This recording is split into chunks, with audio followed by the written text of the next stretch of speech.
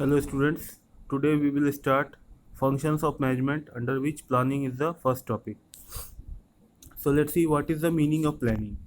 So planning forms that part of management which lays down the objectives and various activities to be done for attainment of those activities, those objectives. Under this it is decided what is to be done, how is to be done and when is to be done and by whom is to be done. This is the basis of planning. So, planning is the consciousness determination of a future course of action to achieve any desired result. It is the process of thinking before doing. It depicts a framework within which other management functions will operate. So, it is a continuous process that takes place at all levels of management. So, today planning is considered as a strategic area of management in the context of globalization of business operations. It is a process of identifying the strengths and weaknesses of an organization, correlating them with opportunities available in the business world. So, for proper planning, the following points should be decided in advance. That is, what is to be done in future, that means objective, how it is to be done, that means methodology, and where it is to be done, the place where the objective will be attained, when it is to be done, the timing, and by whom it is to be done. So, who will do this work? So, this was the meaning of planning. See now, what are the steps involved in the planning process? So, any logical or scientific planning must go through the following steps. That is, first is determination of objective of the enterprise. Here, perception of opportunities is mentioned in the context that perception of opportunities means there is maybe an opportunity available whose advantage is to be taken by the organization. That means any new decision. So, whenever any opportunity is there, it has to be grasped by the management. And after seeing that, so first thing is determination of objective according to the opportunities available. So the first step is to determine the objective of the enterprise, and it indicate the end points of what is to be done, where the emphasis is to be placed and what is to be accomplished. Again, establishment of objectives, that means converting those opportunities into predefined, clearly defined objectives. When objectives are established, it is easier to see the way through which the objectives can be attained.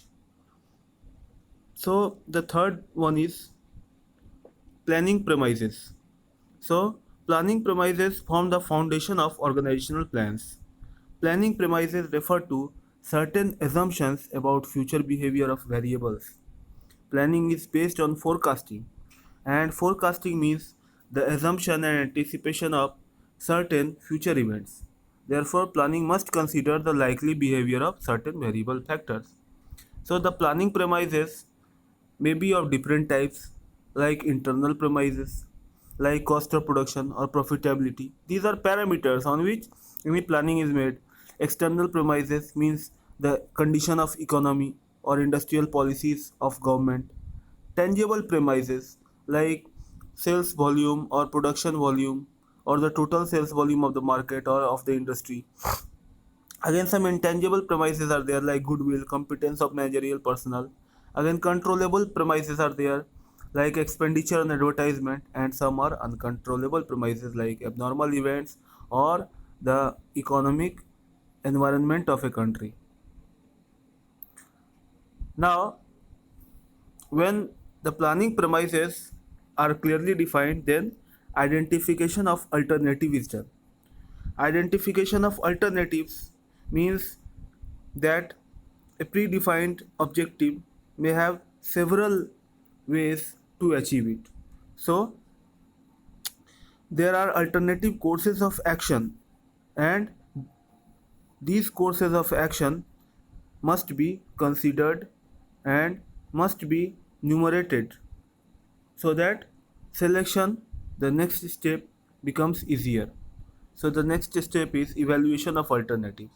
Now when we have clearly identified the alternatives, next question comes evaluation of alternative. That means we are going towards choice of alternative.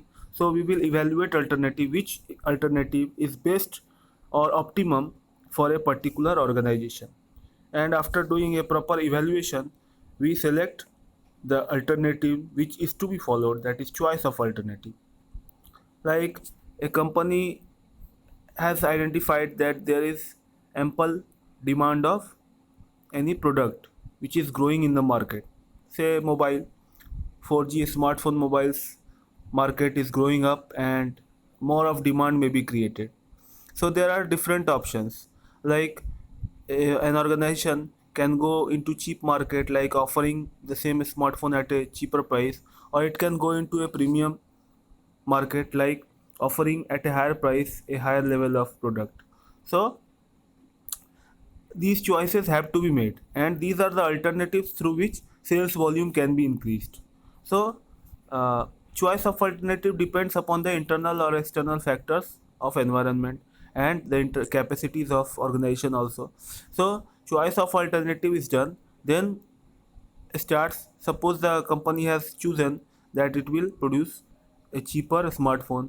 Now the formulation of supporting plan is done, that means how this alternative will be followed and how the we will plan in such a manner that the predetermined objective of producing such a product will be attained, and establishing the sequence of activities, that means all the activities should be followed up and evaluated, that whether the alternative we have chosen was the best one or not.